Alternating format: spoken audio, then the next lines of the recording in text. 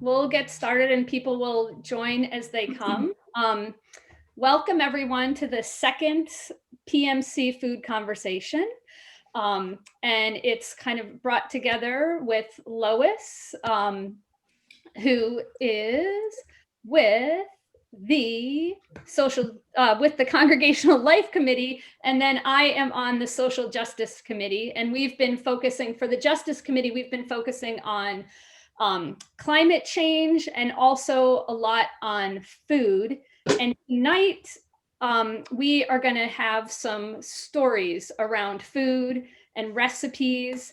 And as I think about sharing food stories, like the word nurture kept coming to my mind as, we think about the farm workers and the farmers that are nurturing the soil to grow the food or to feed the animals that are then nurturing us.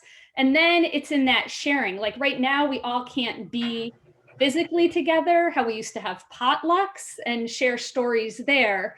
And when I feel like when we're preparing meals for each other, that's just a way of nurturing and loving each other. And then it's just this cycle that continues. And with that nurturing in the stories, I think as we're sharing the stories of how they get passed from friends or generations and how they're adapted. And those, when you're taking a bite of food or there's a smell that you recognize and a memory is triggered of maybe, like your best friend or your grandma in the kitchen, of like sharing these stories. So tonight we're going to hear stories from 7 PMCers about their food stories. And Lois is going to be kind of facilitating the conversations there. And I also think a lot about like the special ingredient as we prepare food for others is love. And there's a quote that I have from Charlie and the Chocolate Factory. The candy man can because he mixes it with love and makes the world taste good. And I think that special ingredient of love is what makes a lot of things taste good. And yeah, we share our stories. So I'm going to turn it over to Lois. Wow, Heidi, that was really sweet. As Heidi mentioned, I am on the Congregational Life Committee with Micah, Vivian, and Randy, and we support initiatives around community and relationship building. And we had so much fun during our cooking class in December with Catherine Doimling that we decided to continue this conversation. And around that time, I noticed a post on Grace Kerr's Facebook page about favorite recipes from Mennonite cookbooks. And I saw that many people had something to say about this subject, and it was a lively conversation. And a PMC cookbook was mentioned that was published in the 70s, I believe. And I thought that it might be fun to try to do this cookbook idea again. And Britt took the idea and thought, wouldn't it be fun to have a COVID souvenir? So we tonight will be starting our cookbook. We'll be incorporating new recipes as well as beloved traditions and the stories that go with them that will represent our shared food culture. And we invite everyone to join this conversation. So tonight we'll be talking to 7 of us, and then after this, we will share how you can share your stories and your recipes on our online recipe collection, kind of like a cookbook or a blog, and we'll just see where that goes. We'll see, how interested people are in this, and we'll see where that takes us. But anyway, for tonight, let's start with a recipe from the most important meal, which is dessert. And I'm going to talk to Jonah Harder. He's going to present his favorite dessert to us. So Jonah? Hi. My favorite dessert is double chocolate crumble balls. And they're kind of like, I don't know. It's kind of hard to describe, but there's like there's 3 layers. There's chocolate, peanut butter, and Rice Krispies on top. Then there's marshmallows on the second.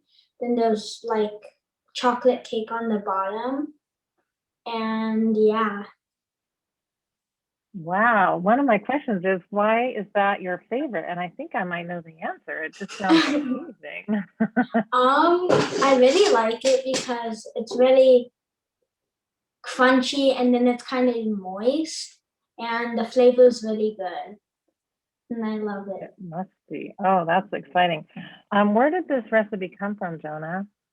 My grandma made it a lot for my mom when she was a kid. So yeah, my mom makes it a bunch for me. That's really nice. And so you're continuing the tradition, and now the rest of us can share it too. That's really nice. Can you tell me some of the times that you've had this recipe? Some of them maybe times that you've made it for other people?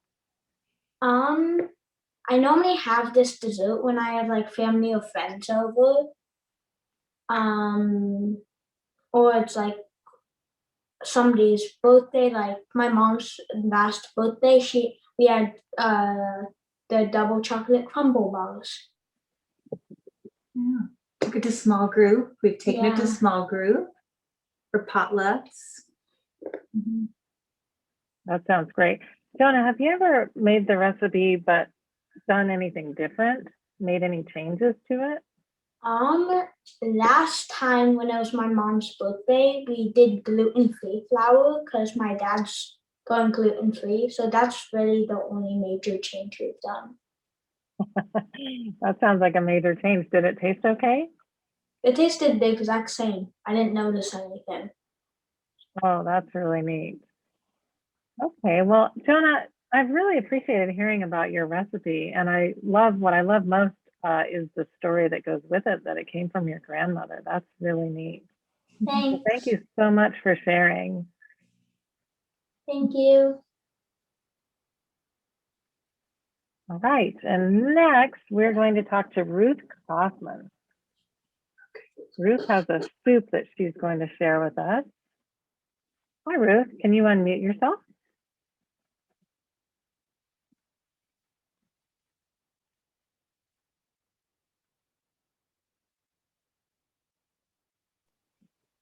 There. Hi, Ruth. Hi. How are you? Okay, how are you? I'm pretty good. Ruth, I've known you for a long time, and I know that you're well known for your cooking. And one of the things that I really like about your cooking is that you share your treats and things that you make. And I just want to say that over COVID, Ruth has brought me many things, and it is just, it's a lovely gesture, and I appreciate it so much. So Ruth, you've got a soup that you want to share with us tonight. Can you tell us a little bit about your recipe? It's called chicken, bean, and rice soup. And our mother made it a lot when we were growing up. It's and then it's become our favorite recipe. And it's also it's in the Town and Country cookbook that you were talking about. It was printed in '74. Ah, okay, Town and Country. Thank you. I didn't catch the name of it. And it's important. The recipe is it's important to use bone broth. One time I tried it because so I wouldn't have a lot of scraps. So I thought, well, I'll just use some chicken breast, and it was not good at all because I didn't use the bone broth. Okay, good to note that. So did your mother create this recipe?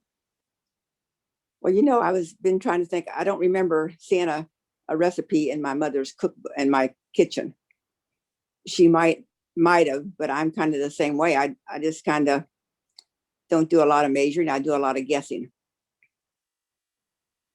But at And some point, somebody the recipe write that's in this the down? what? At some point, somebody must have written this down. Well, you kind of learn from your mom, right? The way Matt my son-in-law, Matt, said so often, said, well, don't ask Ruth for a recipe because she doesn't have one.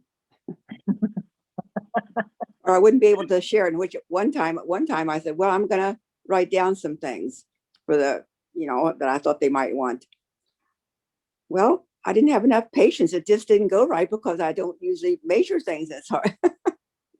I don't measure accurately. I do a lot of guessing. I see.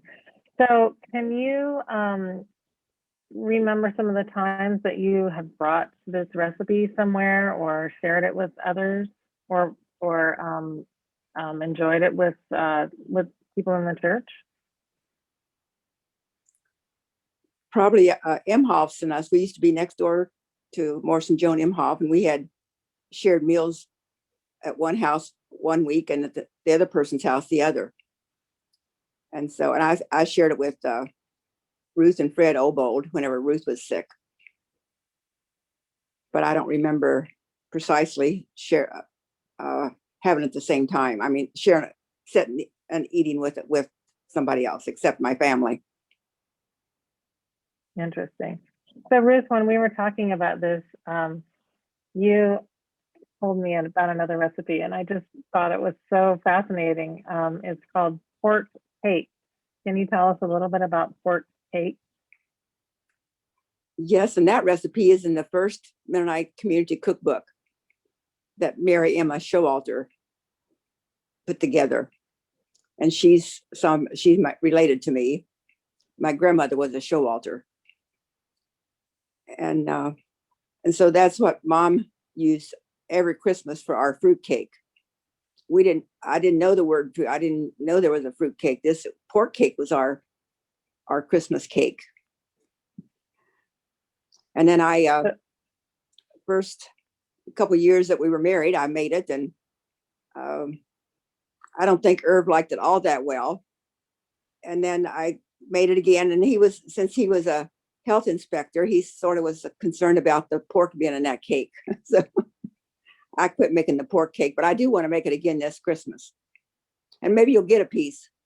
No, thank you. You won't. Oh, that's right. You're a vegetarian. Oh, I'm sorry. Would I eat it for dinner or would I eat it for dessert? I can't decide. Well, just kind of a snack. It's not a sweet. It's just a different kind of cake. She put frosting on it, but I don't want to put frosting on, just to, drizzle it out how to make it look prettier. Although I like it the way it looks. It is. That is amazing. Maybe if we ever have a potluck again, maybe you can bring it to the potluck. Oh, hey, I could do that. But then I'd have to put that it's a meat in it, probably. Anyway, we'll see about that, Lois. All right, that sounds good. Well, Ruth, thank you so much for sharing your recipe with us. I really look forward to making it. It sounds healthy and good. Not the pork. You're welcome. One, the other one. And thank you. So, yeah, thank you. Next, we are going to talk with Chris. Chris, have I seen Chris yet tonight? Lois, I haven't seen Chris on here yet. All right, then let's go to Micah. Hi, Micah. Howdy, yeah. Thank you for joining. Mm-hmm. So you have a recipe that sounds just quintessential Mennonite, I have to say. It's called Grandma Miller's Sauerkraut Balls. Can you tell us a little bit about this recipe? Yeah, this is something we always had at Christmas at my grandma's house. And I actually called her up the other day and asked where she got it from, and she doesn't remember. So she says someone gave it to her like 20 years ago. So I don't know where it's from originally, but it's a lot of work. It's about half pork and half sauerkraut, and then deep fat fried in like little balls. I have a photo of it here, if you can see that. But Wow. yeah, it's going all sorts of strange colors, but they're like little deep fat fried kind of. Yeah, they're great. Yeah. Okay, that's interesting. So why is that one of your favorite recipes? Is it your memories of your grandma? Yeah, it was just like it was a big project. Usually Christmas Day, people would make them. And so it would be her kind of leading the operation. And then you'd have like 4 or 5 people rolling them out or kind of, forming them or breading them or frying them. Yeah. So it's just kind How of a long fun did it thing to do. take? Sorry, say that again. Oh, you said how long did it take? Yeah, how long did that whole process take? It's not that long. It just helpful to have another set of hands, especially because your hands get so gross. Like, because you do like flour and then egg and then crackers, and so if you were to do all 3, it would be pretty unwieldy. So it's nice to have like multiple people. Yeah. I'm sensing a sauerkraut ball party coming up. Well, the recipe does make about 80 of them, so Okay, so feed a lot of there you people. go. It sounds like something that you could switch out some of the ingredients. Could you switch out the meat for different kind of meat, do you think? Yeah, you probably could. But the Yeah, sauerkraut's key, right? Well, what was that? The sauerkraut is probably key, right? You Yeah, can switch that out. I mean, it's nice to have that kind of strong flavor. I don't know. Yeah, the meat really kind of balances it out, so it's not too strong in a way. Did your grandma make the sauerkraut then, and do you make the sauerkraut as well? No, I just buy it. Yeah, I'll bet your grandma made it. I really don't know. Yeah. Can you tell us some of the times that you've enjoyed these sauerkraut balls and maybe what Yeah. the occasions might have been? Well, it's mostly been a Christmas thing. I mean, this last year I went home to Ohio for Christmas, and so earlier in December, like a few weeks before then, I just made them for folks I live with here at the house. So that was pretty fun. Yeah. That's neat. Did you tell your grandma that you were doing this tonight? No, I didn't actually. I think you should tell her. I think it would be neat for her to know that you're continuing the tradition Yeah. and that sharing it with the rest of us. I think that's really neat. Thanks. Yeah. All right. Well, thank you so much. And so now we will go to Chris. Hi, Chris.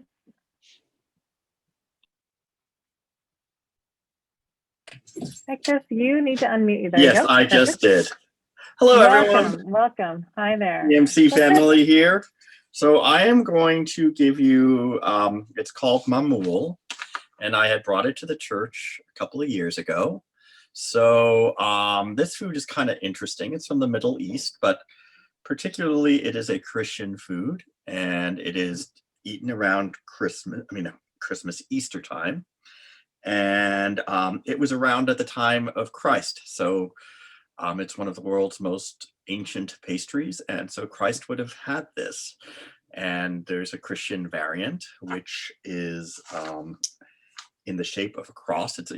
There's just no way. You have to buy the mold for it because it's in the shape of a cross. And then there's ridges around it, which is the Crown of Thorns.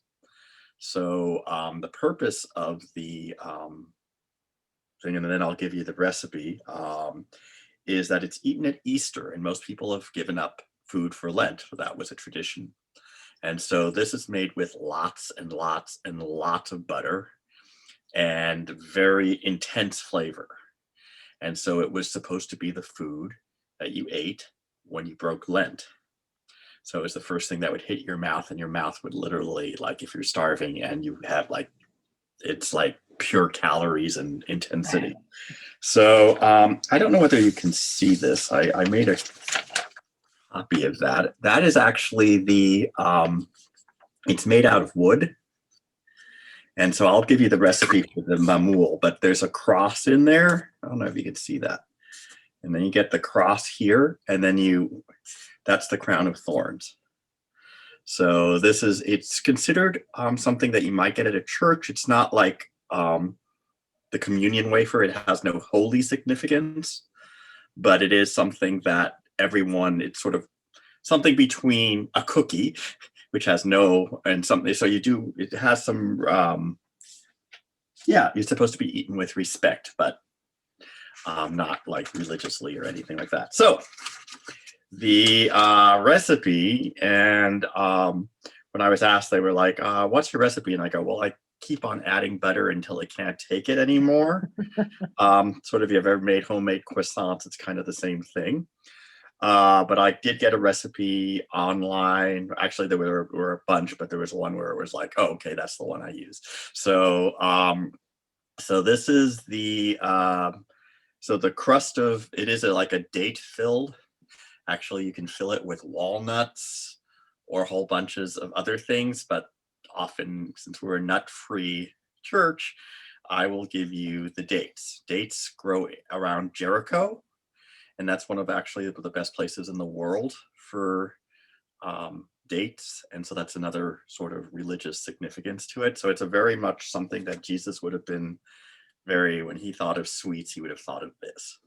So the recipe calls for 900 grams, which is 2 pounds of coarse semolina, which you can buy at Barber World Foods.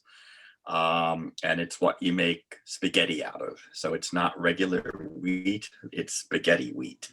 So if you ask someone for that, and then you have to mix it with 150 grams, which is about half a pound of fine semolina. So you have this coarse flour, and then you have a very fine that helps make it into a cookie consistency. So it's a crunchy, but yet, so those are the most important. And then you have about equal portion of butter.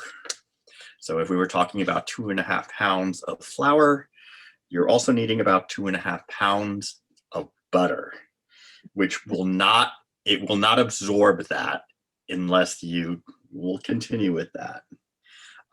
There's 125 milliliters, which is rose water. That is a important ingredient, as is orange blossom water. Now, all of this can be bought at World Foods. It's all common. None of it's particularly expensive. It's just water flavored with rose and orange. Then there's half a cup of milk, and that is the thing. So to make the dough, one needs combines the coarse flour with the fine flour. You knead it for about 20 minutes. So that obviously you get out your Cuisinart and you just let it go. Okay, which is what I do. So I have one of those Cuisinart things with the dough kneader. Go for it. And then you let it rest for 12 hours. And then the next morning you start adding butter. And you keep on adding about 1 cup of butter every hour. And then you knead it again. And you add another cup, and then a third cup, and then a fourth cup, and then until you get until you're ready that night, and you have this really intense thing. Then you put it in I bake mine at 350 for about 12 minutes. So you have to find your mold. And then the last thing you have to do is your fillings. The fillings are generally just paste. So if you take your dates, pitted them, you just grind them, or it's like a fig Newton, make it into a fig, and you just put that in the middle of that, and then you're done. And as I said, it's supposed to be an intense sweet, an intense, you've been wanting this food during Lent the whole time, and this is your reward. And so apparently it was a big hit, even without people doing well, at least I don't know if anyone did, but it was it was a hit at the church, even with people not fasting. They found it rather intense. If you've not been eating, it sort of is I don't know, indescribable. Oh, that sounds great. Well, actually, it's actually famous in the church, and that's why you're here, because it had been brought up to me a couple of times that I needed to ask you about this recipe. Did you say where you got the recipe? Well, it is something that is like Americans can't separate chocolate rabbits from Easter, like the Cadbury eggs or your I mean, it goes with the holiday. So I cannot separate Mamul from Easter. Right. That's like Christmas presents. It's such a strong cultural thing. And it's eaten by Muslims, but they recognize it as a Christian food. It's almost as popular in the Muslim community as it is in the Christian community. But because of the cross and the crown of thorns, they sometimes use different molds, but they understand where it came from. So is that answer your question? So it's kind of it's like the Cadbury. It's like how do you explain where Easter eggs came from? I mean, you can, but if you ask a kid, it's always been there. Yeah. Chris, have you had this treat? Let's call it a treat. All of your life? Have you known about this all of your life? Oh yeah, like that's really 2, 3. I mean, it was made even by my Swiss Mennonite mother. I mean, it was just such a family, and each, they're different molds, and they would but basically had the same variation. So some people would bring walnuts, pistachios, dates, figs. You can actually add strawberry. I like it with strawberry, like a very thick strawberry jam kind of thing, not runny, but a thicker, what you might find in a like a Pepperidge Farm cookie when they have that strawberry. It's almost like so you can add something like that if you like some variation. So yeah, it is. It's in my mind like Easter. There is just no way. We don't do 40 days, but we often do like from Good Friday to we do the express version of Lent between. We did do that at home between Good Friday and lunch at Easter. We would sort of do a no food kind of thing. Gotcha. Wow, that's really neat. This recipe is very unique, and I'm not surprised knowing what I know about you. And I thank you so much for sharing it with us. And I can't wait to try it. Yeah, well, just get butter on sale when you see it. Like this week, I know it's like $1.99, and I know I'm going to keep it for because I'm going to need I'm probably going to double the recipe, and then that. And if we were at church, I might do it, but it take to make enough for 200 people. It's fun. Right. Well, it's been really fun to hear about. Thank you so much. No problem. Okay, now we are going to talk to Anna. Anna is going to bring, hi Anna. She's going to bring to us a recipe, and you're on mute, just FYI, and I'm going to try to say it, and then you're going to correct me. Please sauerkraut. Clear cycle. Not even close. So tell us about this recipe. Clear cycle is in Khmer language, and in English it's mean beef salad, and it's usually prefer to raw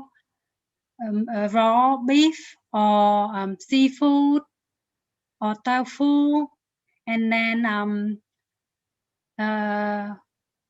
we would marinate the beef or the seafood with lemon juice, and then let lemon juice cook it for maybe 10 to 15 minutes. But for me, not comfortable eat with like a raw beef. So when I make it for my family, I usually cook in like boiling water for a little bit, just take all the blood out and then I take it out. Yeah. Can you tell me where this recipe came from? It came from Cambodia, and people use that recipe usually like when it's there's a special holiday, or like when like a wedding, something like that. Nice. And did your mother or your family make this recipe, and is that where it came from? My mom make recipe a lot because we like it. Usually like we have it like maybe in the weekend, like we all together, then she make that. So we not just only like just have beef, we sometimes have tofu mixed with like shrimp also. Oh, interesting. So it sounds a little bit like ceviche. Maybe similar to that, but it's just ceviche doesn't have lemongrass. Garlic, I don't know if ceviche have garlic or no, but this recipe has a lot of garlic and lemongrass. And can you, so I'm sorry that I haven't seen the recipe, but why is it a salad? What is the salad part? Is it served at room temperature? It must be, yeah. The salad, after you mix all the spice together, you put in the refrigerator. Like in Cambodia, like some people, they don't have refrigerator, and it's okay to make like 1 hour ahead or half-hour ahead before you have the meal, and then people would do it because they want to have all those spices sip to the meat and to the vegetable. So with the lemon juice in there, so it's okay. Yeah. Yeah. Neat. Anna, you have a business. Would you care to share your business with us? I'm not certain that everybody knows what it is that you do.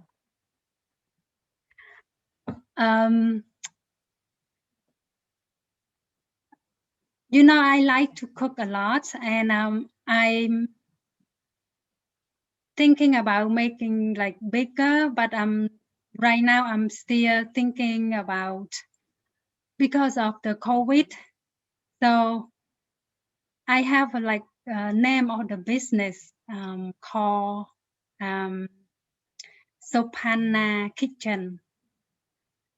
So which is Sopan is my last name, and Pan is my father's name. Na is like my end of my name, Lekena. So yeah, my plan is like, if I have the business going, I'm going to have that name for my business. But right now I'm still waiting and thinking because of the pandemic. Is that Okay. is that right? Yeah. Okay. And if people want to get a hold of you, I think we could put your email in our chat if they want to ask you more about your business. Would that be okay? Yeah.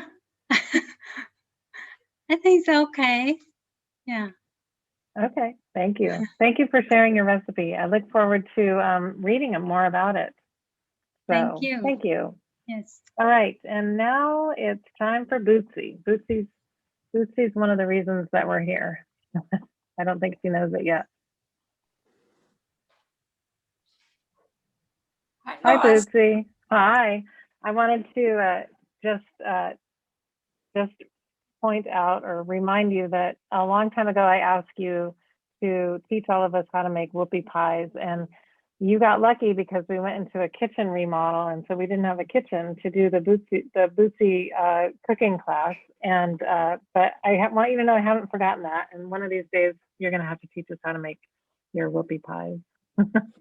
So Well, anyway, tonight, say that. we did do a class on it. Was it Yeah, that's right. year and a half ago? Yeah. Yeah. We missed you. Yeah. Anyway, so you are going to share with us another one of your favorite recipes, a rhubarb shortbread tart. It sounds amazing. Can you tell us a little bit about this recipe? Well, it's not something that I grew up with. It's a friend and I often discuss rhubarb, and I always like trying your recipes. So I don't know, it's been years, but I like it a lot because it holds up well. The shortbread holds up really well, and it's crunchy and doesn't get soggy with the rhubarb. It's a fun recipe. I also love to use it with fresh peaches too. It's very yummy with peaches. And another thing that I do, a lot of people don't like the almond extract, but if I use that, then I like to put toasted sliced almonds on top, and it makes a very nice presentation. So Carol and I love rhubarb, but our kids will eat it, but it's not their favorite. So, but it's fun to share with friends. Nice. So did you and your friend make this recipe, or you found it? We did search on the shortbread recipes, and so we kind of just did our own thing, and yeah. That's neat. And what are some of the times that you've made this recipe and shared it with people? Well, with our group and with friends. And I make it quite a bit for Carol and I because we both love rhubarb, and we have 2 rhubarb plants in our garden, but it doesn't always do real well. So if I just have a couple stalks, it doesn't take a lot of rhubarb, which is nice. Yeah, so you told me that rhubarb is in your DNA. Yes, I'm surprised I like it. What are some of the other, do you have other rhubarb recipes that you like? Well, the old-fashioned rhubarb pie is my favorite. And my mom always made the rhubarb sauce, and then we would eat that over her homemade bread and butter. And I love that. We eat that quite a bit. And then, of course, she made the crunch, but yeah. That's making me hungry just thinking about. And rhubarb season's coming up. It is. You don't have too much longer to wait. Right. Ours is trying to stick its head above the soil. I haven't looked at it since the snow and ice, but I hope it's still there. Me too. Did you know that you can fertilize rhubarb and it might do better? We tried that, and we had amazing rhubarb after we started to fertilize it. Yes, we fertilize ours in the fall. My dad always did it in the fall. I know some people do it in the spring, and I don't really think it hurts to do both times for that matter, but it does help it to grow better. I have a feeling I know the answer, but strawberries and rhubarb? Yes or no? Not so much. I love them both, but I don't, especially in the pie. I don't care for strawberries in my pie. But I thought that's what you were going to say. Do. Pardon? I thought that's what you were going to say. You're a purist. Yes. No. I don't know if you can, I took a picture of my tart. I don't know.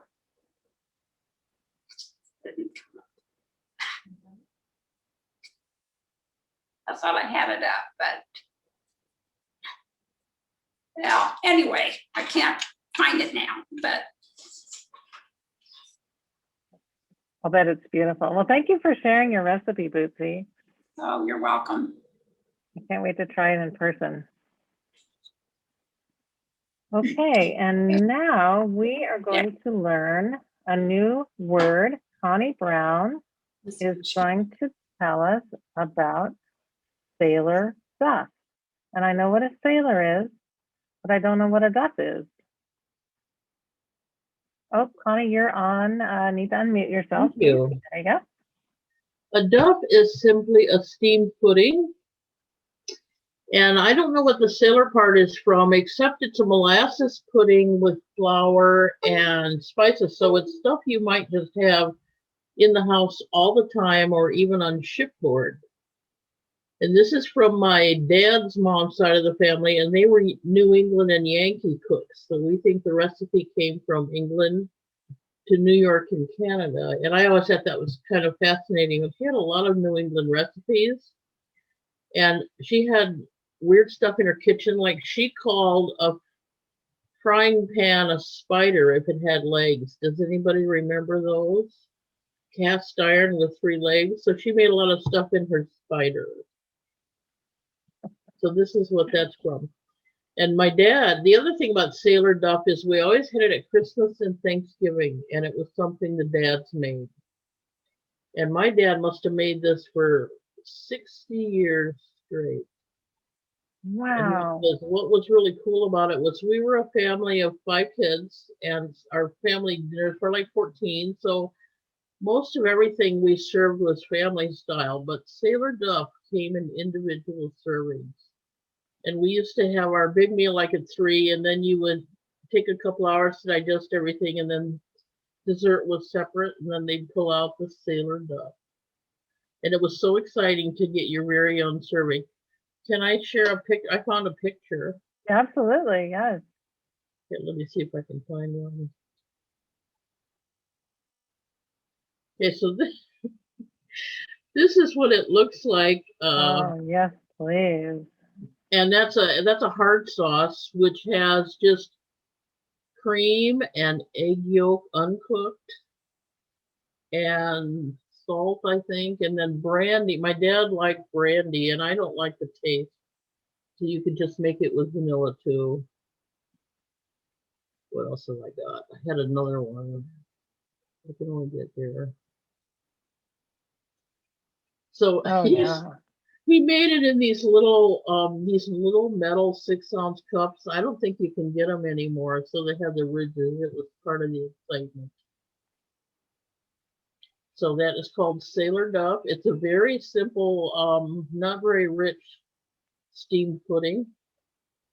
And the thing about Christmas is we were Episcopalian, and the 3rd Sunday of Advent, the prayers start with stir up, O Lord, our hearts. And that's when you were supposed to make your steamed puddings. It's called Stir Up Sunday. So you make the puddings, and then you let them hang around for 2 weeks, and then you serve it with this boozy sauce. We called it sailor duff. It sounds really good. I am fascinated that your dad made this for 60 years straight. I think that is just really neat. I know, and I thought everybody had the exact same menu every year, but I don't think it's quite. It was very ritualized. That is neat. And do you make this then? Yes, it's not a hit with my kids. It's molassesy, right? So it's kind of strong, and the sauce is just a gut bomber. We've had a few of those tonight. But it travels like a dream. I will say, I did take it to my son's one year, and if you make it in these little 6-ounce individual Pyrex guys, and you put them in a casserole keeper, they have their little bombs, their little thermal mass guys. So you put them in one of those casserole keepers, and it'll stay warm for 2 hours. I know for a fact. That's a great recipe. Thank you for sharing it with us. You're welcome. All right, and now our final contestant is Daryl Ness. Hi, Daryl. Daryl, your recipe right now is called meat. Well, I have to start out by saying I'm here a little bit under false pretenses. I was invited, and I don't ever say no when I get a chance to speak these days to actual human beings. So my family did not have rich traditions in terms of food too much. And my mother died when I was young, so those recipes didn't get passed on. But ironically, what I was going to talk about was the fact that the one thing, my mother's mother was born in England. So one of the traditions that my mom made all the time was roast beef and Yorkshire pudding. In my memory, we had it every week, but somehow I don't think it was that frequent. It's clearly a highlight in my life, though. I've not attempted Yorkshire pudding, although now I realize I need to. My mom, I don't remember in her entire life her ever being satisfied with the way it came out. It was always bad in her mind, but I loved it. But what kind of came to me is that I've been living up here in the Cascades for the last year and a half, and I've been kind of had my first exposure to real rural living and farm culture. And the board chair of Camp Kemrick is a farmer from Moses Lake, Glenn Burkholder, and he's among other things, he grows Angus cattle, and every time he's ever come to visit me, he's always brought me meat. He brings me steaks, and then last Christmas or in the fall, he and his son gifted me a quarter of a steer. And I've never been that big a beef eater. But it did allow me to recreate my mother's roast beef, which is pretty much just a generic roast beef, but was very good and very reminiscent. But for me, this being gifted, I mean, came out to 140 pounds of cow. And so it's been kind of like having being a meat at CSA. I've made a lot of things I haven't made before. So I have a couple recipes I really enjoyed, but I don't have a family recipe. It doesn't have to be a family recipe, but the hot roast sounds interesting though. That might be fun. So It's a roast beef. the roast beef, yes. So what's the difference? Pot roast is a stew. It's braised, I think. Roast beef, Okay. roasted. Okay. Your story reminds me a little bit about me on our farm. We didn't have cattle, but we bought a cow every fall and butchered it. And my dad was not able to ever be the one to pull the trigger. So my grandpa came out from New York State to Colorado, where we lived every fall, and he was the one that pulled the trigger. But we had a cow every year too, so I know what that's like. And a refrigerator or a freezer full of meat is an amazing thing. It's like there's so many different cuts and so many different things you can do. I think you might want to try Anna's beef salad. I'm looking for recipes. The one that I've been very satisfied with, it's a Korean style beef short rib that I made. I'd never cooked beef short ribs before. That was a real winner. So Nice. Do you have a grill up there? Do you grill at all? I've got a grill outside. So far I've been short rib is braised, but yeah, I've got a grill, and I've got all the comforts of home here. The challenge I have is the only utility we have is power, and we're on a well, so my link to civilization is somewhat tenuous. But in the last couple of weeks, it's been stronger than Portland. So Lucky you. so far so good. What are some of does the camp have some traditional camp foods that they make? Like I'm thinking about Drift Creek and some of the things that Drift Creek makes. You know, I haven't been through a camp season yet because there Okay, wasn't last year. fair enough. Other than kettle corn, I know kettle corn is we've got a whole big rig just for making kettle corn. And I've been told neat. on certain terms that my job is to figure it out. So, Oh, that's really neat. and then the other thing that's been unique for camp right now is I brought back the chickens. So got a lot of How many traditional chickens? eggs going on right now. I've got a coop outside my house. Okay, how many chickens do you have? 7. Nice. And they produce 4 dozen eggs a week. So it's provided That's me. an egg a day. Or What's almost. that? Is that an egg a day, a bird? Okay. Pretty much, yeah. But it's given me an opportunity. I share eggs with all my neighbors.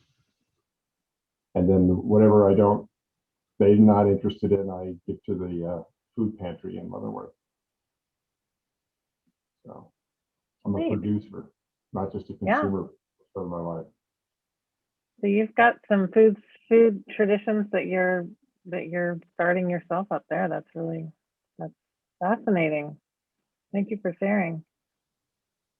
Okay, well now we have some recipes, and this is just the beginning of our online cookbook, and Kurt is going to share with us